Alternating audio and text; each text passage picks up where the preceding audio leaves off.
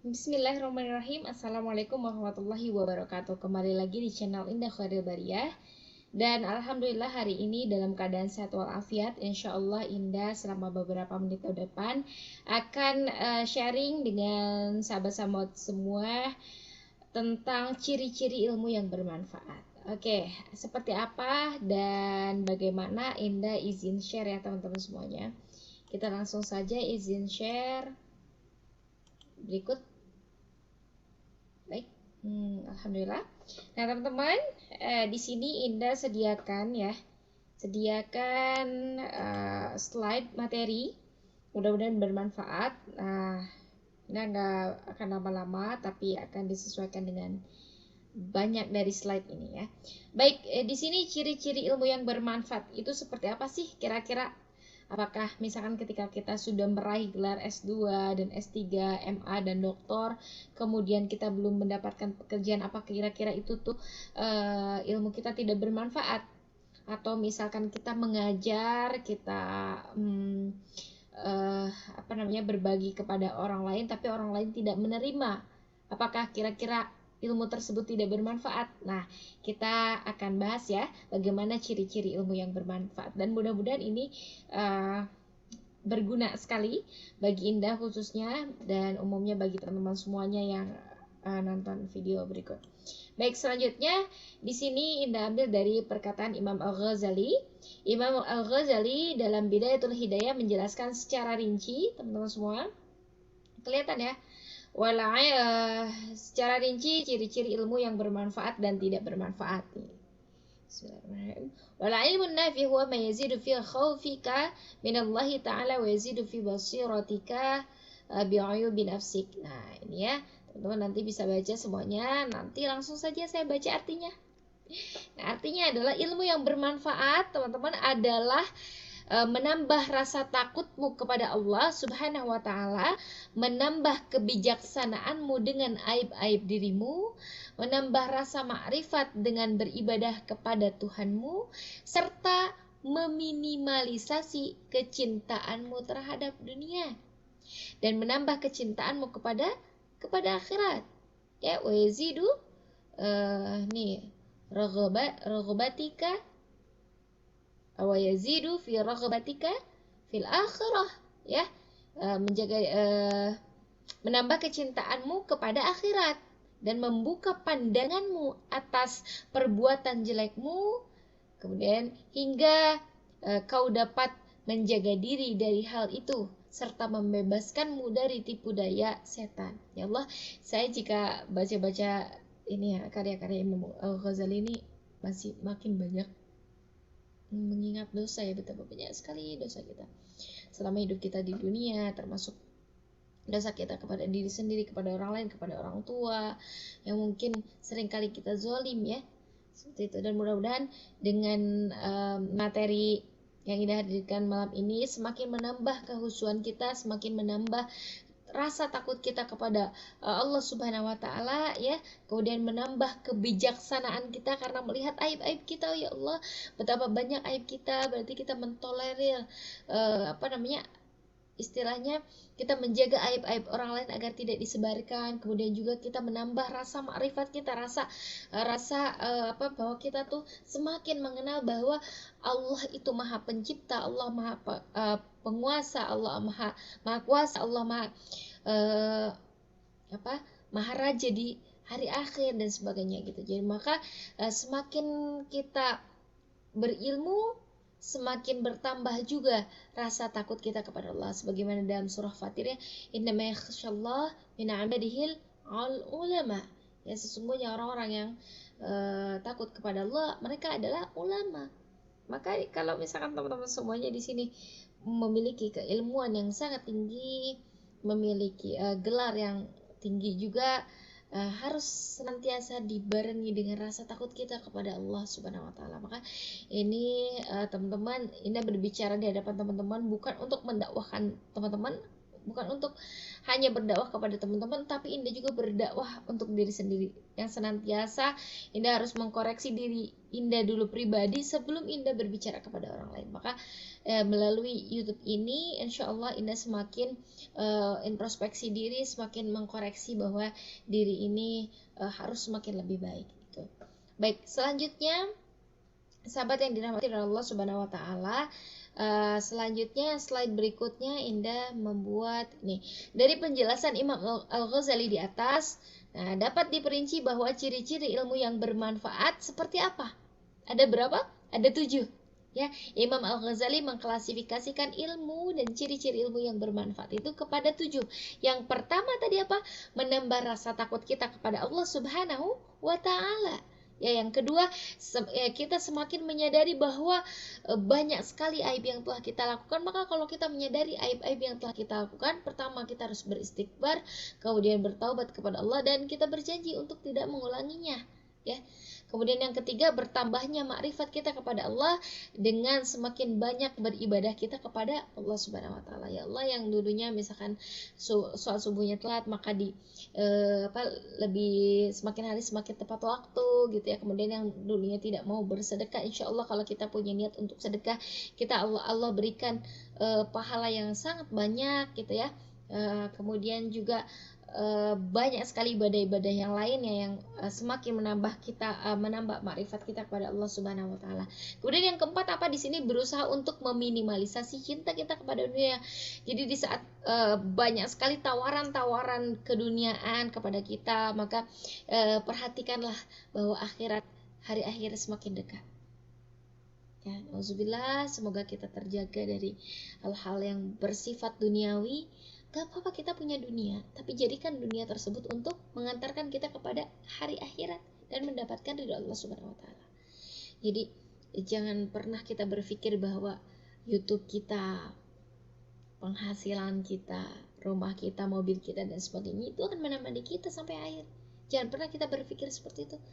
Karena kita sudah pernah membahas bahwa ada 3 teman di dunia, saudara, kerabat dan sebagainya, tapi hanya satu saja yang menemani kita di alam kubur. Apakah mobil itu menemani teman-teman di alam kubur?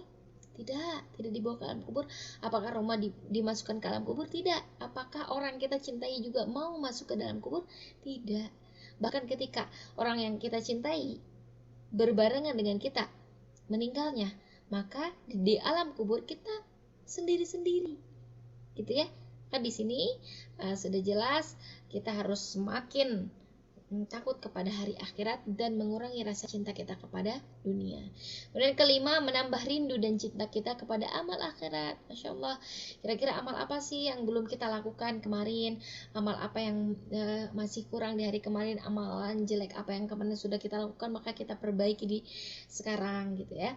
Kemudian yang keenam adalah mengoreksi perbuatan-perbuatan kita yang tercela dan berusaha untuk menghindar dari perbuatan yang tercela tersebut. Yang ketujuh, selalu dijauhkan dari tipu daya setan. Ya Allah, alhamdulillah, semoga ilmu yang Allah berikan kepada kita menjadi ilmu yang bermanfaat. Salah satu di antara ciri-ciri ilmu yang bermanfaat adalah sebagaimana yang disampaikan oleh Imam Al-Ghazali. Baik, slide berikutnya di sini ini merangkum dampak positif dari ilmu yang bermanfaat. Kira-kira apa sih dampaknya? Kita mengambil ilmu, kita menimba ilmu, kemudian ilmu itu dianggap bermanfaat, kemudian kebermanfaatan tersebut memberikan dampak positif seperti apa?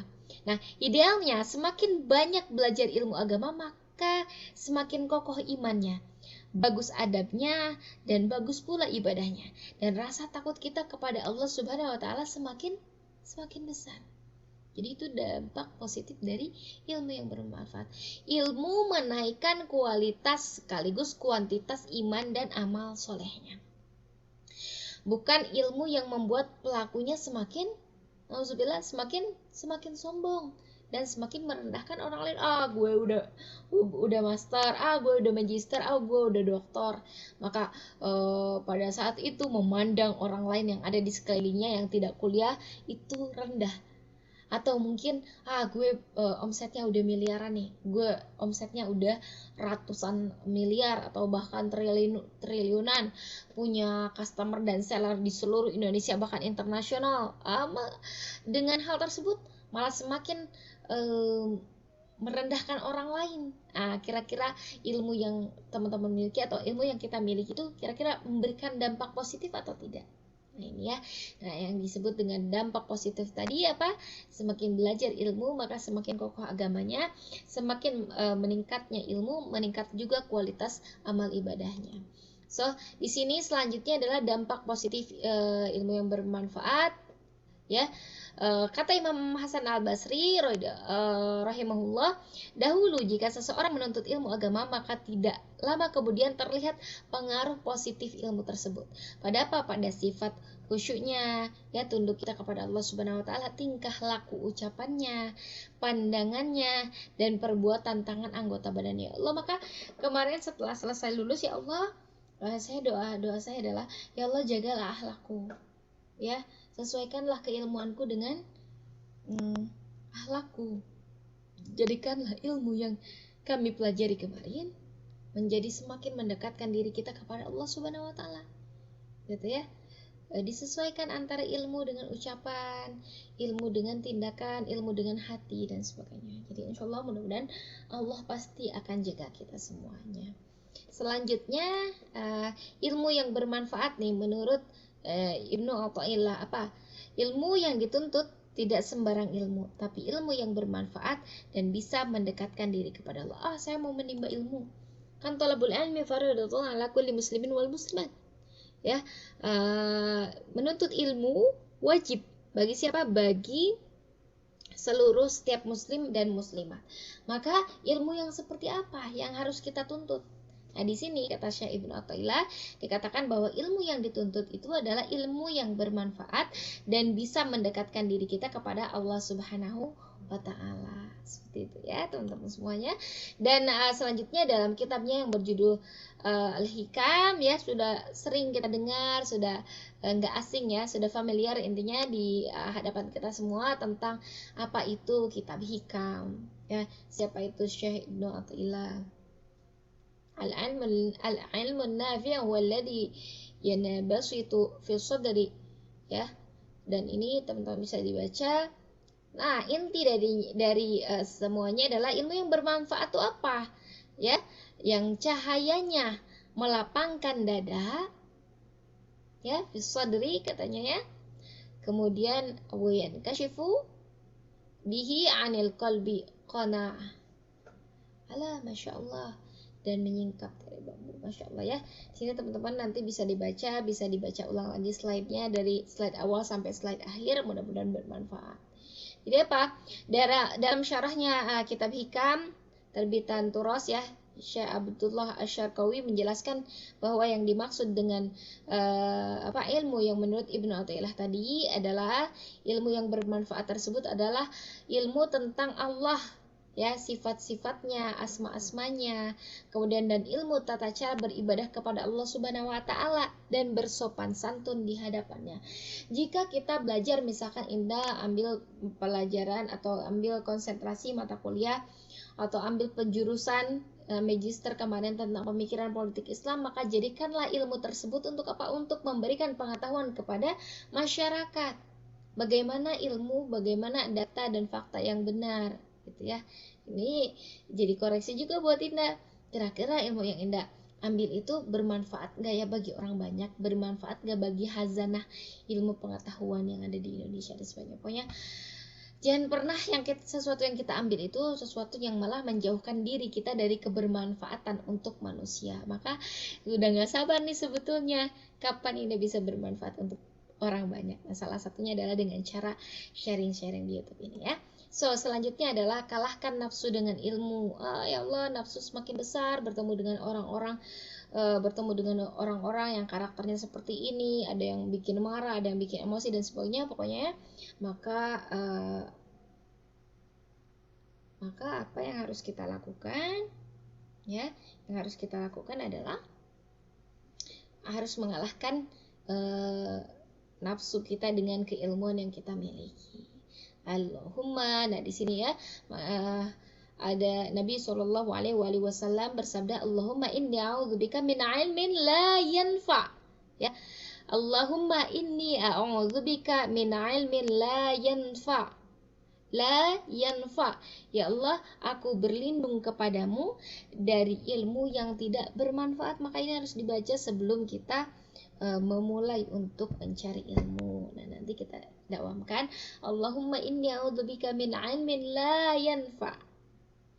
Gitu ya. Min qalbin la yakhsha. Wa min du'ain la yustajab lah. Oke ya. Kemudian ilmu yang mendatangkan rasa takut kepada Allah Subhanahu wa taala. Ini intinya sama ya. Bagaimana ilmu yang bermanfaat adalah ilmu yang semakin mendekatkan diri kita kepada Allah Subhanahu wa taala. Kira-kira dari semenjak TK atau PAUD atau Raudatul Atfal sampai sekarang kuliah, ilmu apa yang sudah bermanfaat untuk orang banyak? Wah, Indah, ilmu apa yang sudah engkau berikan kepada orang banyak, yang dari satu ucapanmu lahir banyak kebaikan, ya, yang dari setiap tayangan YouTube-mu banyak melahirkan kebaikan. Jika orang lain belum bisa merasakan kebaikan dari apa yang kamu ucapkan, minimal kamu merasakan perubahan positif dan dampak dampak positif dari ilmu yang bermanfaat yang kamu ucapkan lewat YouTube ini. Nah, insya Allah mudah-mudahan Allah berikan kepada kita kekuatan untuk senantiasa memperbaiki diri, memperbaiki ibadah kita, dan semakin mengenal Allah Subhanahu wa taala melalui sifat-sifat dan asmanya ya. Insya Allah mudah-mudahan Allah Subhanahu wa taala mengampuni kita semua. Dan selanjutnya adalah beberapa ayat dan hadis yang berkaitan dengan ilmu. Nah, ini dalam surah Fatir ayat 28, kemudian dalam surah Al-Isra ayat 107, dalam surah An-Nisa ayat 162, dalam surah Toha ayat 114. Kemudian ada beberapa hadis-hadis juga, kemudian ada Quran surah Taubah ayat 122, dan banyak juga sebetulnya ya yang belum dimasukkan di sini. Nah, catatan terbaik hari ini adalah apabila Allah telah membuatmu jemu dengan makhluk, maka ketahuilah bahwa dia hendak membukakan pintu kemesraan dengannya. Masya Allah, itu quotes indah sekali ya, dengan dari Ibnu Athaillah. Ya, kalau kita sudah jemu, ya Allah, rasanya kok bukan malas, rasanya kok dengan makhluk itu kok rasanya tidak ada apa-apanya gitu. Kita tidak mendapatkan manfaat, tidak mendapatkan ketenangan, kenyamanan ya, lahir dan batin gitu ya ketika bersama makhluk. Maka yakinlah ya, ketahuilah bahwa Allah hendak membukakan pintu kemesraan dengannya. Misalnya kita sudah dikecewakan oleh orang lain, apa yang kita lakukan? Yang kadang kita healing gitu ya. Nah, sebetulnya healing terbaik itu adalah mendekatkan diri kepada Allah lewat apapun itu, baik kan sholat tahajud, sholat duha, sholat wajibnya, sholat sunnahnya. Boleh kita juga berjalan-jalan di muka bumi, boleh fantasyiru fil ardh. Kita boleh healing kemana, ke daerah mana dan sebagainya. Itu betul-betul sambil tadabur alam, tafakur. Bagaimana ada keagungan-keagungan Allah Subhanahu wa taala di berbagai daerah.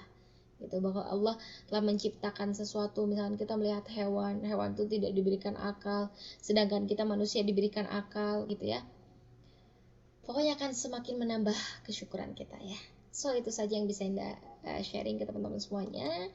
Mudah-mudahan Allah Subhanahu wa taala mengampuni Indah pribadi, khususnya yang menyampaikan, pun juga teman-teman yang mendengarkan. Semoga Allah Subhanahu wa taala memberikan nikmat, keberkahan yang melimpah kepada kehidupan kita, sehingga kita semakin hari semakin taat, semakin mendekatkan diri kepada Allah Subhanahu wa taala. Allahumma shalli wa sallim ala sayyidina wa maulana Muhammad.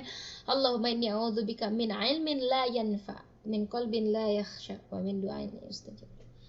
Baik, itu saja. Barakallahu li wa lakum. Wassalamualaikum warahmatullahi wabarakatuh.